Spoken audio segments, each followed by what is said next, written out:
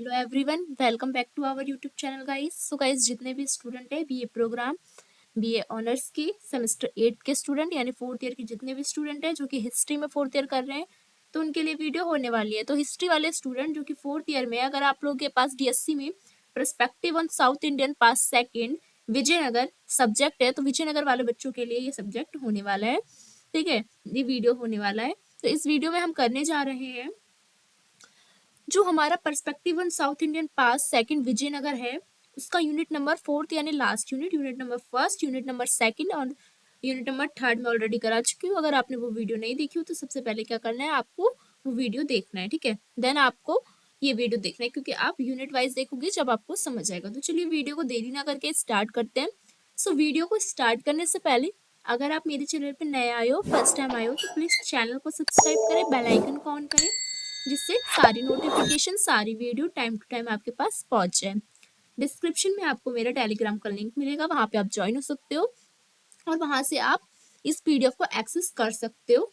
ठीक है, साथ ही साथ आप मुझे मेरे इंस्टाग्राम पर फॉलो कर सकते हो, आपको नीचे मेरी आईडी मेंशन हो रही होगी। ठीक है, चलिए हम स्टार्ट करते हैं। तो एक साइड देख रहे होगे, आपको इंग्लिश मीडियम की पीडीएफ दिख रही होगी, एक साइड हिंदी मीडियम की, तो बहुत मीडियम के स्टूडेंट देख सकते हैं। तो हमारा यूनिट नंबर 4 है लास्ट में, वो है विजुअल आर्ट्स। तो ठीक है, तो हमें पढ़ना है यूनिट नंबर 4 में दृश्य कला के बारे में, विजयनगर के। चलिए जानते हैं हम। तो दक्षिण भारत के मध्यकालीन इतिहास में दृश्य कला केवल सौंदर्य का विषय नहीं था, बल्कि धार्मिक आस्था का, राजनीतिक सत्ता का, सामाजिक संरचना का और शांति जो चेतना है उसको बताने का काम करता था। सिंपल भाषा में बताऊं तो साउदर्न इंडिया में जो दक्षिण भारत है, उसमें मध्यकालीन में यानी मिडेवल टाइम में जो मध्यकालीन समाज था ना, यानी जो मिडिवल सोसाइटी थी, या कह सकते हो राजनीतिक जो सत्ता थी, या पॉलिटिकल स्ट्रक्चर जो था, पावर था, इन सभी की, या संस्कृति हो गई, कल्चर हो गया, इन सबको दिखाने का काम चित्र के माध्यम से किया जाता था। ठीक है, तो मंदिर जो है वो मंदिर, राजकीय भवन, मूर्तिकला, इन सब के माध्यम से क्या करा जाता था, समाज को दिखाया जाता था, विजयनगर साम्राज्य की समृद्धि को। तो विजयनगर साम्राज्य में कला में अत्यधिक विकास हुआ था। विजयनगर साम्राज्य में बहुत ज्यादा कला का विकास हुआ था। ठीक है, एक मिनट इसको मैं सेट कर दूं। तो विजयनगर साम्राज्य में क्या था, स्थापत्य कला था, राजकीय स्थापत्य था, मूर्ति कला था, इन सभी का क्या किया जाता था, शासक की शक्ति को दिखाने के लिए, शासक की वैधता को दिखाने के लिए, स्टेबिलिटी को दिखाने के लिए, वो भगवान का रूप है, धर्म का रक्षक है, ये दिखाने के लिए, सांस्कृतिक को बढ़ावा देने के लिए और अपनी सांस्कृतिक पहचान को बनाने के लिए, सभी चीजों के लिए दृश्य कला का उपयोग किया जाता था विजयनगर साम्राज्य में। तो मंदिर और दरबारी जो स्थापत्य कला थी, हम्पी हो गई, विरूपाक्ष मंदिर हो गया, राजकीय परिसर हो गया, है ना, तो ये सब क्या होते थे, ये सब क्या थे, हम इनको देख पाते थे, विजुअल था। तो विजुअल कला थी। विजुअल कला किसे कहते हैं, चित्रकला, मूर्ति कला, पेंटिंग्स, स्थापत्य कला, इन सभी कुछ चीजों को कहते हैं। तो सबसे पहले जानते हैं हम कि मंदिर और दरबारी स्थापत्य यानी टेम्पल एंड कोर्ट आर्किटेक्चर। तो जितने भी मंदिर और दरबारी जो स्थापत्य कला विजयनगर साम्राज्य में बनाए गए थे उसके बारे में, तो उसमें कौन कौन से आते हैं, हम्पी आता है। हम्पी जानते हो आप, राजधानी थी विजयनगर साम्राज्य की, और हम्पी जो है विजयनगर जो है उनकी एक कह सकते हो क्षेत्रीय देवी थी, पंपी देवी। पंपी देवी के नाम पे हम्पी रखा गया था। विरूपाक्ष मंदिर, ये पंपी और विरूपाक्ष दोनों की शादी का वहां पे ऐसा संस्कृति दिखाया जाता है। जो पंपी है वो पार्वती का रूप, विरूपाक्ष शिव का रूप माने जाते हैं। और राजकीय परिसर, इन सब के बारे में हम पढ़ेंगे। तो इंट्रोडक्शन से जानते हैं मंदिर और दरबारी स्थापत्य कला का। तो मध्यकालीन दक्षिण भारत में यानी मिडिवल जो हमारा साउदर्न इंडिया था, उसमें विजयनगर साम्राज्य जो विजयनगर एम्पायर था, उसमें क्या था, बहुत ज्यादा स्थापत्य कला ने अपना उत्कर्ष किया था, यानी बहुत ज्यादा बनाए गए थे इस टाइम पे। कह सकते हो जो मिडिवल जो साउथ इंडिया है उसमें बहुत ज्यादा आर्किटेक्चर जो है वो पीक पे था। तो मंदिर और दरबारी स्थापत्य कला ने क्या करा था, यानी court architecture and temple architecture ने जो विजयनगर है उसकी संस्कृति को, यानी कल्चर को, धार्मिक जीवन को, यानी जो भी उनका रिलीजियस जो लाइफ है उसको दिखाने का काम किया, और राजनीतिक शक्ति को भी, यानी पॉलिटिकल पावर को भी, और वैभवता को, और धार्मिक वैधता, यानी ईश्वर का रूप है और धर्म के रक्षक है विजयनगर के शासक, इसके रूप को जनता में फैलाने का काम करते हैं। तो मंदिर हो गए, राज्य भवन हो गए, ये सभी क्या कर रहे थे, धार्मिक, प्रशासनिक, सांस्कृतिक और सामाजिक कार्यों का स्थल होता था। जो भी धर्म से रिलेटेड कार्य होगा या प्रशासन से रिलेटेड कार्य हो गया या संस्कृति हो गई, जैसे कि मूर्ति कला आ जाती है, उसमें लेखन कला आ जाती है, चित्रकला आ जाती है, नृत्य कला आ जाती है, ठीक है, या धर्म आ जाता है, कोई उत्सव आ जाता है, या समाज के कोई कार्य हो गए, तो सभी चीजें कहाँ होती थी, या तो राजा के भवन में होती थी या मंदिर में होती थी। तो वास्तुशिल्प हो गया, योजना हो गई, स्थापत्य विशेषता जो हो गई, सामाजिक भूमिका जो हो गई, इन सब के बारे में हमें इसमें पढ़ना है, ठीक है। तो एक एक करके पढ़ेंगे। तो सबसे पहले हम्पी के बारे में पढ़ते हैं, हम्पी के बारे में, क्योंकि विजयनगर की राजधानी है हम्पी, ठीक है। विजयनगर की सांस्कृतिक केंद्र के रूप में भी हम्पी को जाना जाता है। ये देखियो हम्पी है ना। तो हम्पी जो है वो तुंगभद्रा नदी के तट पर स्थित है। मैंने बताया हम्पी तुंगभद्रा नदी के तट पे है और इसकी क्षेत्र देवी पंपी देवी के नाम पे हम्पी बनाया गया। ये प्राकृतिक चट्टान, पहाड़ी और जल स्रोत से घिरा हुआ है हम्पी, देख सकते हो पूरा, ठीक है, इस आसपास का एरिया। और हम्पी का ये रथ है बहुत फेमस। इसकी भौगोलिक स्थिति ने सुरक्षित और रणनीतिक रूप से क्या है, जो राजा का महल है, क्योंकि राजधानी तो वही होता है ना, उसको घेर के रखा है। सॉरी, ठीक है। तो नगर नियोजन कैसे किया गया हम्पी का, तो हम्पी का नगर नियोजन बहुत ज्यादा कैसा था, वेल ऑर्गेनाइज था, यानी सुव्यवस्थित तरीके से किया गया था, प्रोटेक्शन पूरा किया गया था, जिससे भारी आक्रमण भी नहीं हो पाता था। नगर को मुख्य रूप से 4 क्षेत्रों में विभाजित किया गया था। कौन से नगर को, विजयनगर साम्राज्य की राजधानी हम्पी को। पहला क्षेत्र था हम्पी का धार्मिक क्षेत्र, जिसमें प्रमुख मंदिर और तीर्थ स्थल हम्पी के हैं, ठीक है। दूसरा था राजकीय क्षेत्र, जिसमें महल होते थे, सभागार होते थे, जहाँ जनता और राजा बैठा करते थे, भवन होते थे, दरबार होते थे और शासकीय परिसर होते थे, जहाँ शासक वगैरह बैठा करते थे। तीसरा था आवासीय क्षेत्र, जो हम्पी के जो लोग हैं रहने वाले, विजयनगर साम्राज्य की राजधानी में जो लोग रहते थे, जो एलिट लोग हो गए या व्यापारी लोग हो गए, है ना, ये प्रशासन से जुड़े लोग हो गए, जनता और नगरवासी वो रहा करते थे। चौथा था हम्पी में व्यापारिक क्षेत्र, क्योंकि राजधानी में बाजार होता है, तो बाजार, हाट और व्यापारिक केंद्र। तो पूरा हम्पी 4 भागों में बटा हुआ था। हम्पी में सड़कें चौड़ी थी, सीधी थी और बहुत ज्यादा उसमें अच्छी सड़कें पाई गई हैं और अच्छे अच्छे मंडप, विश्राम स्थल, छोटे छोटे मंदिर, बहुत सुंदर हम्पी शहर बसाया गया था, ठीक है। तो टेम्पल आर्किटेक्चर की बात करें, मंदिर स्थापत्य कला, तो विजयनगर साम्राज्य का सबसे फेमस मंदिर है विरूपाक्ष मंदिर, ठीक है। विरूपाक्ष मंदिर हम्पी का सबसे प्राचीन और महत्वपूर्ण मंदिर है, जो कि हम्पी में ही आता है, यानी विजयनगर की जो राजधानी है उसी में आता है ये, और पूरे विजयनगर का भी हम्पी का भी सबसे महत्वपूर्ण मंदिर है। ये भगवान शिव को समर्पित है, ठीक है। मैंने बोला ना पंपी देवी पार्वती का रूप थी और विरूपाक्ष थे शिव का रूप। अगर मंदिर वास्तुकला की बात करें क्या क्या विशेषता थी, तो मंदिर बहुत ज्यादा ऊंचा थे, भव्य था और गोपुरम था। गोपुरम क्या होता है, प्रवेश द्वार, ये है ना, ये जो दिख रहे हैं प्रवेश द्वार दिख रहा होगा यहाँ पे, ये तो साउथ इंडिया की जो द्रविड़ शैली है वो ऐसी ही होती थी। मंदिर विशाल प्रांगण होते थे, स्तंभ युक्त मंडप होते थे, अंदर देख सकते हो, देखो ये अंदर मंदिर का गेट है, यहाँ पे देखो बीच में जगह खाली देखने को मिलेगी, अगर ध्यान से देखोगे, डाउनलोड करके देखना इसको, ठीक है। तो आपको प्रांगण मिलेंगे, मंडप मिलेंगे, अंदर गर्भगृह होगा, मंदिर के अंदर जाओगे ना, बीच में, बिल्कुल बीच में, जैसे रामलीला का गर्भगृह आपने देखा होगा, जैसे बीच में देवता रहते हैं, देवता की मूर्ति, दीवारों और स्तंभ पर सूक्ष्म क्या करा जाता है, शिल्पांकन किया जाता है, पौराणिक कथा। मान लो अंदर जाओगे आप, ठीक है, या आप बाहर से भी देखोगे, शायद ये सब दीवार पे भी या अंदर भी जो जाओगे मंदिर के, तो पूरी दीवार पे कोई ना कोई चित्रकला या कोई ना कोई लिखा गया होगा, पुराण में जो लिखा जाता है या जो काव्य शास्त्र में लिखा है, उन सबको गढ़ा गया है, ठीक है, शिक्षा के उद्देश्य से। तो सामाजिक और धार्मिक भूमिका क्या है मंदिर की, मंदिर दैनिक पूजा का स्थल होता था, व्रत का स्थल होता था और उत्सव भी मंदिर में ही बनाए जाते थे। धार्मिक शिक्षा मंदिर में दी जाती थी, भक्ति आंदोलन का माध्यम भी मंदिर बना था। समाज के विभिन्न वर्गों के लिए सामूहिक धार्मिक अनुभव मंदिर देता था, क्योंकि मंदिर में सभी जो कास्ट के लोग कह सकते हो उनका रोल था, ठीक है, अलग अलग जरूर था पर एक जगह सब मिल जाते थे।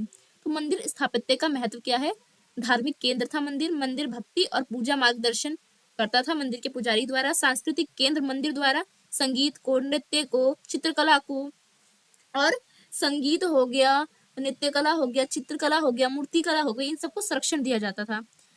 सामाजिक केंद्र भी मंदिर था, समुदाय मेल मिलाप, धार्मिक अनुशासन सब मंदिर द्वारा की जाती थी, कोई भी निर्णय लिए जाते थे, कोई भी धार्मिक आयोजन किया जाता था, समाज में किसकी क्या भूमिका होगी मंदिर द्वारा तय किया जाता था। आर्थिक केंद्र, भूमि दान दी जाती थी मंदिर को बड़ी बड़ी, और भूमि के पास बहुत ज्यादा अनाज भी दान में आते थे, तो भंडार घर भी भरा था, जिससे जरूरत पड़ने पे वो राजा को भी दे देता था। तो आर्थिक केंद्र भी था मंदिर। तो मंदिर समाज का धर्म, सांस्कृतिक और राजनीतिक समाज सभी से जुड़ा हुआ था विजयनगर साम्राज्य में।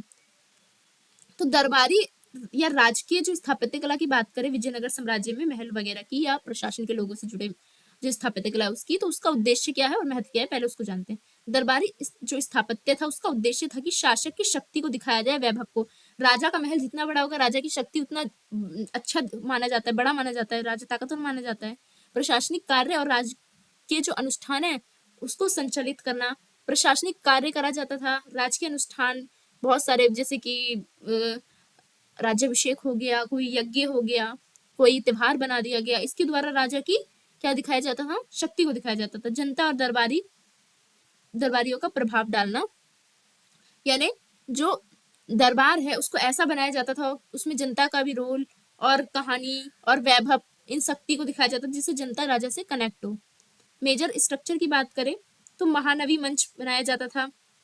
जो राजा का महल होता था उसमें शासकीय उत्सव और अनुष्ठान जो है उसके लिए महानवी मंच था, जहाँ पे जब मान लो विजयनगर साम्राज्य में जो रामनवमी होती है, जो नवरात्रि होती है ना सितंबर में, अक्टूबर में जो होती है ना, उस नवरात्रि को सबसे बड़ा मनाया जाता, तो वहां पे उत्सव, महानवी मंच में उत्सव बनाया जाता था, और अनुष्ठान वगैरह जैसे होते हैं नवरात्रि की, वो सब किया जाता था। पूजा पाठ के जो अनुष्ठान होते हैं ना, क्रियाक्रम, उसको राजा जनता के सामने दर्शन देता था महानवी मंच में।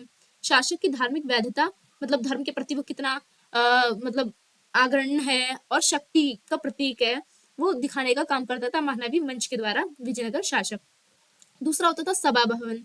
सभा भवन प्रशासनिक से जुड़ा था, जिसमें दरबारी निर्णय वगैरह, कानून वगैरह की बातें होती थी। सांस्कृतिक और धार्मिक आयोजन का भी मंच होता था सभा मंच। स्थापत्य कला ये और जो हो गई, जैसे कि कोई चित्रकला बना रहा है, कोई मूर्ति बना रहा है, कोई जैसे कि बुक लिख रहा है, तो उसको भी यहाँ पे लिखा जाता था सभा में। तीसरा है महल और निवास। शासक का निवास स्थान होता था जहाँ शासक रहा करता था। यहाँ बहुत ज्यादा सुरक्षा होती थी और वैभव होती थी, क्योंकि राजा का महल है वो। ठीक है, तो भित्ति चित्र होते थे यहाँ पे, शिल्प सज्जित होते थे, जिसमें कहानी कोई गढ़ा जाता था या राजा ने जो काम करे उसको दर्शाया जाता था। तो मंदिर और दरबारी स्थापत्य कला का संबंध कैसे था एक दूसरे से, तो मंदिर और दरबारी जो स्थापत्य कला है, दोनों ने ही मिलकर विजयनगर साम्राज्य को क्या बनाया, धार्मिक वैधता स्थापित करने की कोशिश की, कि विजयनगर साम्राज्य क्या है, धार्मिक वैधता वाला है, यानी बहुत ज्यादा धर्म को मानने वाला है। राजा भी धर्म को मानने वाला है, धर्म को सुरक्षा करने वाला है, धर्म के लिए बहुत सारे कार्य कर रहा है, मंदिर बना रहा है, धर्म से रिलेटेड ही सारे जो संस्कृति है उसकी संरक्षण कर रहा है। दूसरा, सामाजिक नियंत्रण और नैतिकता को प्रदर्शन करना, यानी समाज को नियंत्रण धर्म के द्वारा, अपनी वैभव, अपनी शक्ति को दिखा के द्वारा, और हम कितने भगवान के प्रति झुके हुए हैं इसको दिखा के, और नैतिकता का संदेश देना धार्मिक दृष्टि से राजा की शक्ति को दिखाता है।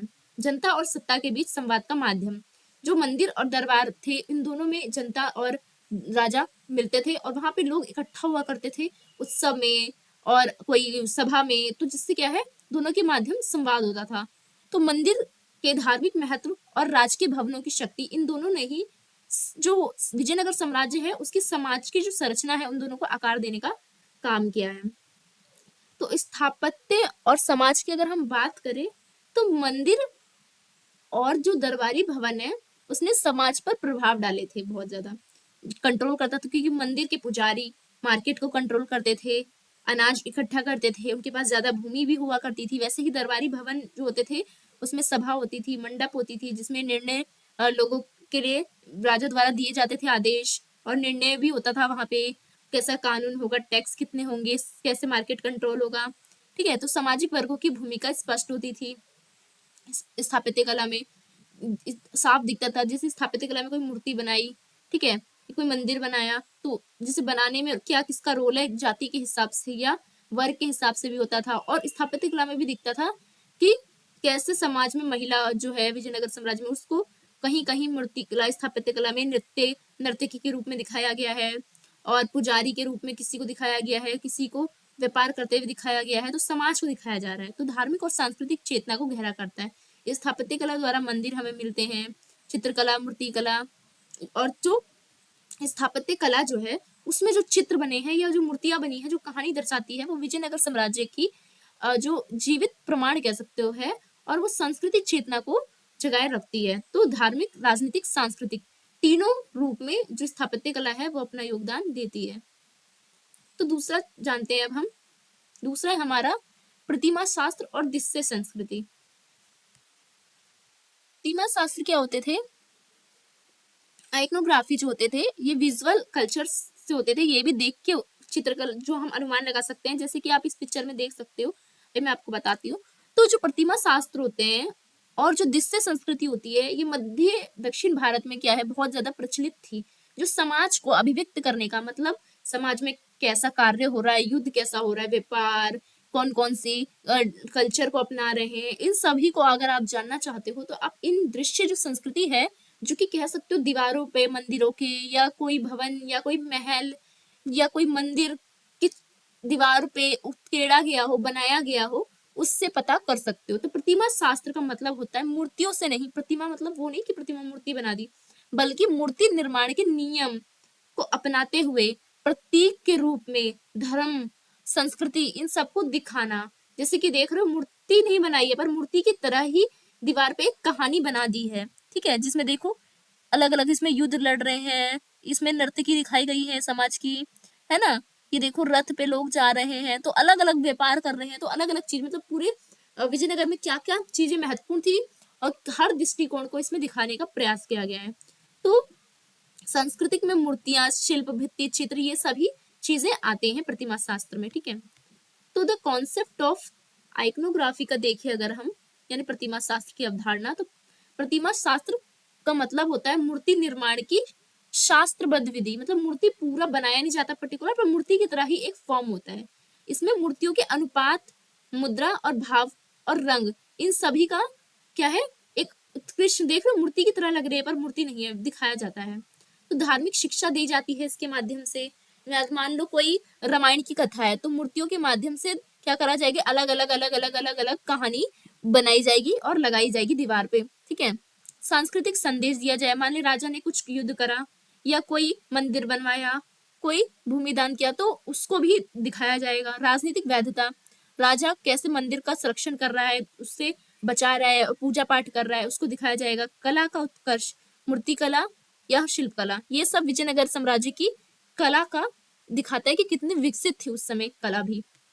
तो टाइप्स ऑफ अगर जाने फिंगरिंग्स की, यानी मूर्तियों के प्रकार की,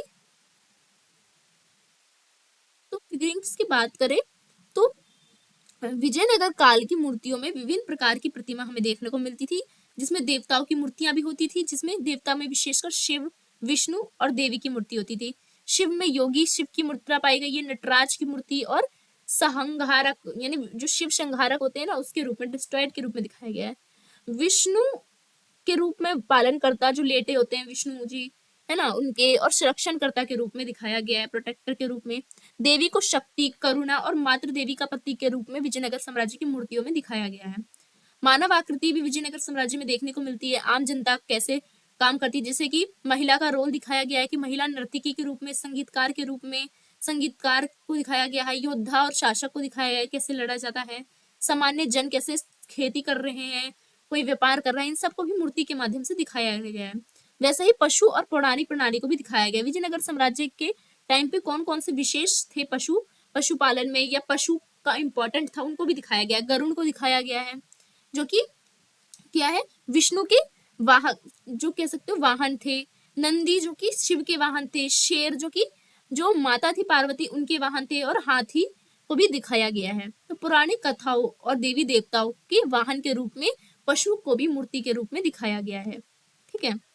तो दृश्य संस्कृति की अगर हम बात करें तो विजुअल कल्चर्स की, तो धार्मिक अभिव्यक्ति करता है, यानी धर्म को बताता है एक तरीके से दृश्य संस्कृति। दृश्य संस्कृति का उद्देश्य होता है कि धार्मिक संदेश देना, धर्म में क्या है। मंदिर की दीवार, स्तंभ और मंडपों पे पुराणिक कथाएं दृश्य संस्कृति के माध्यम से चित्र बनाया जाता है, चाहे वो भित्ति चित्र हो, चाहे वो मूर्ति टाइप के चित्र हो, जिससे कोई कहानी, कोई संदेश, कोई उद्देश्य से उसको बताया जाता है। धार्मिक अनुष्ठान को दिखाया जाता है कि राजा कौन कौन से अनुष्ठान करा रहा है। भक्ति गीतों का दृश्य भी होता है, जिसमें भक्ति गीत हो गए या कैसे लोग मिलके गा रहे हैं, भजन कर रहे हैं, उसको दिखाया जाता है। जीवन मूल्य का भी प्रतीक दिखाया जाता है। तो एक तरफ से समाज को दिखाने का, संस्कृति को संरक्षण करने का और धर्म का प्रचार करा जाता है दृश्य संस्कृति के द्वारा। राजनीतिक अभिव्यक्ति भी करता है दृश्य संस्कृति। प्रतिमा शास्त्र के द्वारा या दृश्य संस्कृति के द्वारा क्या किया जाता है, राजा की शक्ति, राजा की वैधता, राजा का वैभव, राजा के पैसे, समृद्धि, इन सबको दिखाया जाता है। जैसे कि राजा को देवता के साथ दर्शाया गया, ठीक है, कोई मूर्ति बना दी या कोई चित्र में दर्शाया गया, तो राजा को क्या दिखाया जा रहा है, राजा और भगवान को एक साथ दिखाया जा रहा है, मीन्स कि राजा को भगवान के बराबर दिखाया जा रहा है और दिखाया जा रहा है भगवान का अवतार है और आपकी रक्षा करने के लिए भगवान ने उसे भेजा है, जिससे राजा को अगर भगवान के रूप में जनता देखेगी तो उसका विद्रोह नहीं करती है। युद्ध और विजय के दृश्य को दिखाया जाता है कि राजा ने कौन कौन से युद्ध जीते हैं, जिससे राजा की शक्ति, वैधता को दिखाया जाता है। और शासकीय अनुष्ठान और महोत्सव का चित्रण भी दिखाया जाता है कि देखो राजा कितना धर्म के प्रति निष्ठावान है, अपनी संस्कृति को जीवित रखता है, धर्म को बनाता है और बहुत वैभव तरीके से बनाता है। वैसा ही जो दृश्य चित्र है वो क्या करता है, समाज और संस्कृति के बारे में भी बताने का काम करता है। यानी मूर्ति कला हो गई या शिल्प कला हो गई या भित्ति चित्र हो गए, ये सभी चीजें क्या करती है, समाज के लोगों को दिखाती है, निम्न वर्ग को, उच्च वर्ग को, इन सभी को समझने में मदद करती है। चित्र के माध्यम से समझ सकते हो सबके कार्य, कौन कौन से कार्य कौन कौन लोग करता था। कोई कोई चित्र में हम आपको या मूर्ति में नर्तकी दिखेंगी, संगीतकार दिखेंगी, है ना, जिससे आपको दिखेगा कि ये एक समुदाय है विजयनगर साम्राज्य का, जो कि किसके रूप में काम करता है, नर्तकी के रूप में काम करता है, संगीतकार के रूप में काम करता है। देवता और भक्त के चित्रण आपको दिखाए जाएंगे, सामाजिक आदर्श आपको दिखाया जाएगा, स्त्री और पुरुष का चित्रण भी आपको देखने को मिलेगा कि स्त्री का कितना रोल था, कितना नहीं था। अगर यज्ञ में आपको कोई चित्र दिखाया जा रहा है, उसमें स्त्री भी बैठी है साथ में, तो आप देख सकते हो कि भाग लेने का उसका अधिकार होगा, शायद तभी दिखाया गया है। तो जो प्रतीकात्मकवाद है, यानी जो प्रतीक है विजयनगर साम्राज्य का, जिसके द्वारा दिखाया जाता है, सिंबोलिज्म, इसमें प्रतीक और उनके अर्थ क्या होते हैं, जैसे कि कमल। विजयनगर साम्राज्य में प्रतीक बहुत ज्यादा इंपॉर्टेंट होता था, कमल बहुत ज्यादा फेमस था, कमल का प्रतीक हर जगह, हर भित्ति चित्र में हो गई या मूर्ति कला, ये मंदिर की स्थापत्य कला, उसमें कमल बनाया जाता, जो पवित्रता और सृजन को दिखाता था। कमल जो है वो क्रिएशंस को दिखाता है और पवित्रता को दिखाता है, तो इसलिए जितने भी मंदिर देखोगे उसमें आपको कमल बहुत ज्यादा मिलेंगे देखने को। दूसरा, शंख मिलता है मंदिर के, जो आप इस मंदिर के अगर आप देखोगे डिजाइन, तो उसमें आपको शंख भी मिलेगा, जो कि दिव्य के रूप में दिखाया जाता है, ध्वनि, आरंभ और मंगल के रूप में बनाया जाता है। आपको चक्र देखने को मिलेगा, जो कि सुरक्षा और दिव्यता के रूप में दिखाया जाएगा। आपको नृत्य मुद्रा बहुत ज्यादा मंदिर में देखने को मिलेगा, जो कि ब्रह्मांड की संतुलन और दिव्यता को दर्शाता है। शस्त्र को दिखाया जाएगा, जो कि दिखाता है कि शक्ति भी है हमारे पास और हम शासन भी कर रहे हैं, तो उसका प्रतीक भी दिखाया जाता है। तो चित्र के माध्यम से बहुत कुछ दिखाने का प्रयास करा जाता है। स्त्रियों का भी प्रतिनिधित्व दृश्य के माध्यम से किया जाता है। मूर्ति कला में स्त्री को भी दिखाया गया है। कुछ मूर्तियों में देवी के रूप में या शक्ति के रूप में या करुणा का प्रतीक, जैसे कि देवी के रूप में स्त्री को दिखाया गया है, जैसे कि पंपी देवी। भक्त के रूप में भी कई सारी महिलाओं को दिखाया गया है, जो कि अनुशासन का प्रतीक दिखाती है। कई सारी महिलाओं को मूर्तियों में नर्तकी और गायिका के रूप में दिखाया गया है। तो महिलाओं के समाज में अलग अलग जो आयाम है या जो स्तर है, उसको दिखाने का प्रयास विजयनगर साम्राज्य में किया गया है। वही स्थापत्य और मूर्तियों का संबंध की अगर हम बात करें, तो मंदिर हो चाहे दरबारी स्थापत्य हो, दोनों स्थापत्य कला में प्रतीक के माध्यम से या मूर्ति कला के माध्यम से समाज को दिखाने का काम किया गया और ये बताने का काम किया गया है कि सभी एक दूसरे से जुड़े होते हैं। तो स्थापत्य कला क्या करता है, समाज और धार्मिक स्थान का रूप देता है, यानी स्थापत्य कला के माध्यम से समाज के बारे में, धर्म के बारे में बताया जाता है। मूर्ति और शिल्प के माध्यम से सांस्कृतिक और धर्म का एक संदेश दिया जाता है प्रतीक के रूप में। वही प्रतीक का चित्रण जो है वो धर्म और सत्ता, इन दोनों के रूप में किया जाता है, जैसे कमल, शंख मैंने बताया ना, चक्र, इन सब का जो सिंबल हो गया। तो ओवरऑल कंक्लूजन में क्या लिखेंगे कि जो हमारा प्रतिमा शास्त्र है, यानी हमारा जो प्रतिमा शास्त्र और जो दृश्य संस्कृति है, उसने विजयनगर जो साम्राज्य है उसमें विजयनगर साम्राज्य के धर्म को, विजयनगर साम्राज्य की समाज को, विजयनगर साम्राज्य की राजनीतिक जो जीवन थी या आम जनता की जो जीवन थी, उसको कह सकते हो एक आईना के रूप में दिखाने का काम किया है। तो मूर्ति हो चाहे शिल्पकला हो चाहे चित्र हो, इन सभी ने क्या करा है, संदेश देने का काम किया है आम जनता तक। एक तरफ से ये क्या थे, मीडिया के रूप में काम करते थे।